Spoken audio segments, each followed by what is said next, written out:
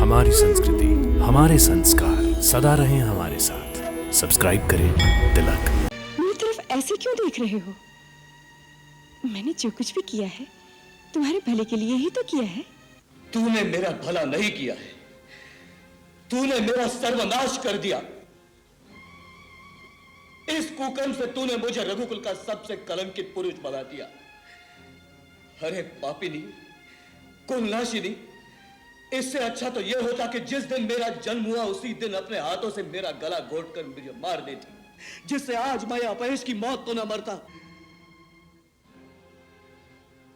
मेरे भाग्य की विडंबना को देखो, मुझे रघुकुल जैसा उज्जवल वंश मिला, वीर पराक्रमी, सत्यनिष्ठ और परम धर्मात्मा दशरथ जैसा पिता मिला, तीनों लोकों में वंदनीय श्री राम जैसा भाई मिला, और तुझ जैसी पापन, कुलनाशिनी और नीच माता के गर्भ से जन्म दिया गया।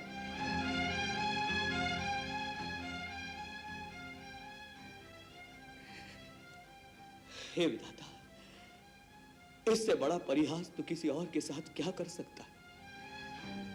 अरे पापन, परम धर्मात्मा श्री राम को वन में भेजने की बात कहते हुए तुम्हारे जीवा के टुकड़े टुकड़े क्यों नहीं हो गए? तू भावना के आवेग में अपने भले की बात नहीं समझ रहा है। मूर्ख, अपने भाग्य को ठुकराना चाहता है। अरे मेरे भाग्य तो उसी दिन फूट गए जिस दिन मेरे श्री राम भैया वन को चले गए। वो श्री राम भैया जो तुम्हें अपनी माता से अधिक स्नेह करते थे, वो कौशल्या माता जो तुम्हें अपनी बहन से अधिक समझती थी, उनके इकलौते पुत्र को वन में भेजते हुए तुम्हारे आत्मा ने चीत्कार नहीं किया? तुम्हारा हृदय खंड खंड नहीं हो गया? ऐसा क्रूर वरदान मांगते हुए तुम्हारे मुंह में कीड़े क्यों नहीं पड़े? तुम्हारी जीवा गल क्यों नहीं गई?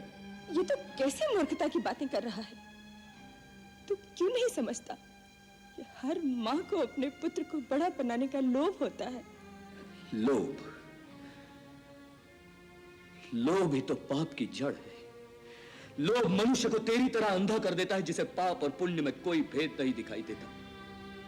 अरे श्री राम से मनुष्य तो क्या, पशु पक्षी भी प्यार करते हैं, लेकिन तू तो उनसे भी गिरी हुई निकली जिसने उन्हें घर से निकाल दिया। तू नारी नहीं, मानवता से गिरी कोई राक्षसी है, राक्षसी। भरत, मैंने जो कुछ भी किया तेरे लिए किया है। मैं तेरी माँ हूं भरत, तेरी माँ हूं।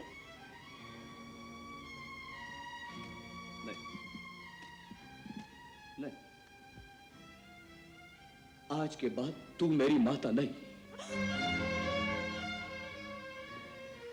मुझे जन्म जन्मांतर तक नरक में रहना स्वीकार है, लेकिन तुझे अपनी माता कहना स्वीकार नहीं। भरत, यदि मेरी आवाज इस लोक से परलोक तक पहुंचती हो तो पिताश्री आप भी सुन ले। आज आपके इस अभागे बेटे भरत ने कैकई का त्याग कर दिया है। ना। और पिताश्री, आप मुझे आशीर्वाद दें कि आपकी इच्छा अनुसार श्री राम को वन से लाकर अयोध्या के राज सिंहासन पर बिठा सकूं। महारानी कैकई,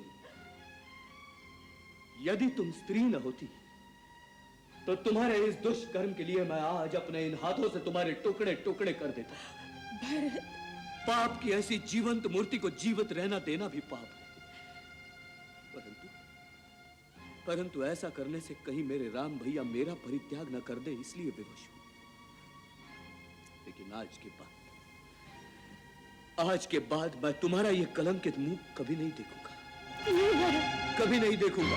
मेरे बेटे। और इस कक्ष में जहां मेरा बचपन मेरे पिताजी की गोद में बीता, इस कक्ष में भी वापस कभी नहीं आऊंगा। भरत! इस कक्ष में भी वापस कभी नहीं आऊंगा। नहीं! इस कक्ष में भी वापस कभी नहीं आऊंगा।